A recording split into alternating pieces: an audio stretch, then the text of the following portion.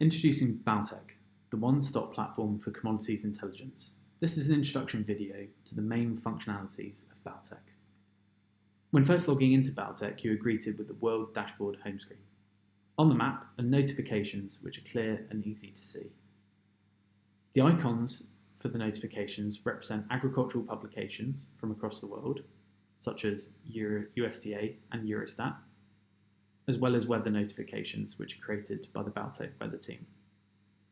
By hovering over each notification, you will see an overview of the alert with information on the region and the commodities impacted, as well as how long ago it was issued. The weather notifications come in a traffic light system, with red being the most severe. When hovering over a weather notification, there is further information in the comments section, giving you a general overview of that alert. On the left-hand side of the screen are the individual commodity icons. By clicking on each one, it will take you to that individual commodity's global overview screen. Let's take a look at corn. The first thing you see when clicking on the individual commodity is the crop locations, in this case highlighted in yellow, which have been created by the Baaltek team. On the map are also notifications associated with that commodity. Another feature is the green outline of the crop locations, which indicates which countries are currently harvesting. As well as this, there is tropical storm data. This gives you the information in order to give you an idea as to the potential crop locations at risk from each storm. And by zooming in further on the storm, you'll be able to see the past track of that storm. Towards the bottom of the page is the SND dashboard for that commodity. It gives you production, export and import information for the world as a whole, as well as each individual country. Let's take a closer look.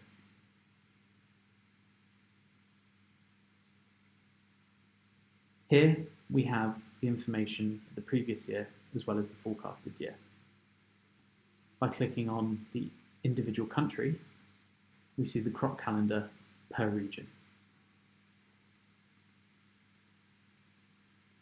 When toggling between production, export and import data, the information on the map, as well as the pie chart, changes accordingly, giving you the correct ranking of each country.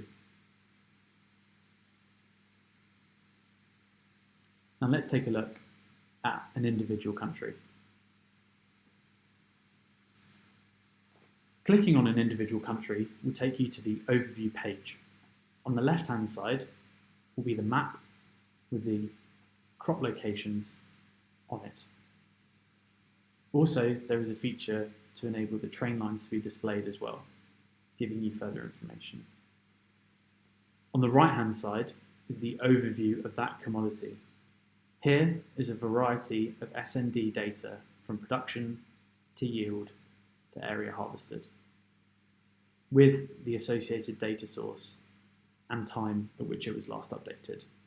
For more recent information, there will be a red box highlighted around it to indicate the most up-to-date information. For production, there is a further feature, which is the forecast evolution. This allows you to compare the current production with previous years. This can simply be viewed by clicking on the right-hand side of the graph. By clicking on the regional tab, you get more granularity. Per region, there is the ability to see how much production there is, for example. And by clicking off the total, you can then see here, in this case, that Illinois is the greatest producer in that region.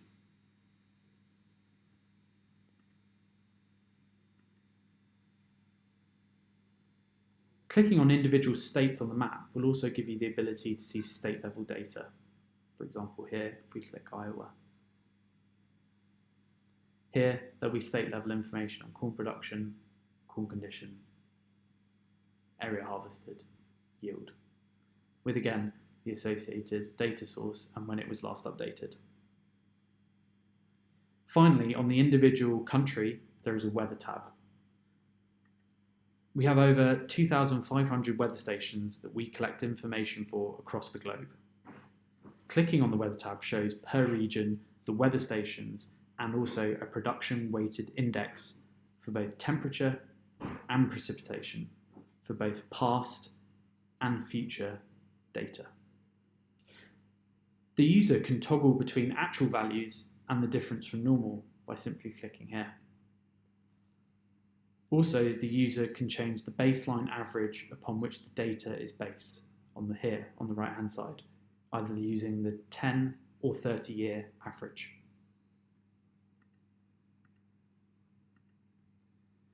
By clicking on the table here, it brings us to a graphical view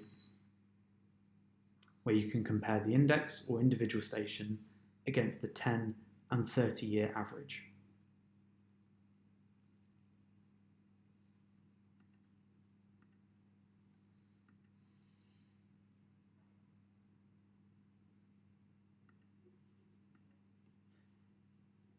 Another key feature for the users is the timeline, which can be accessed by clicking their name in the top right-hand corner of the page here. The timeline is the central location where all notifications and alerts are placed, from SND to planting and harvesting, weather, hurricanes, and elections. Clicking on the Read button will bring up further information upon the alert. For example, planting and harvesting here. Here the user has the ability to see more detail and information on that given alert. This also applies to the weather notifications. Clicking on Read will bring up more information which the Baaltek weather team have created.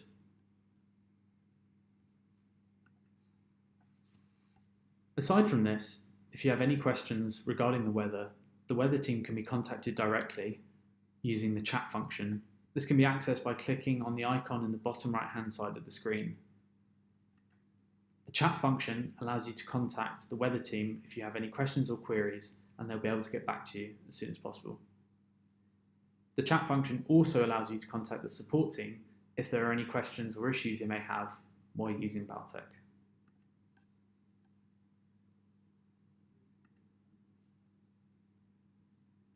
Thank you for watching this short introduction video to the main functionality of Baaltek.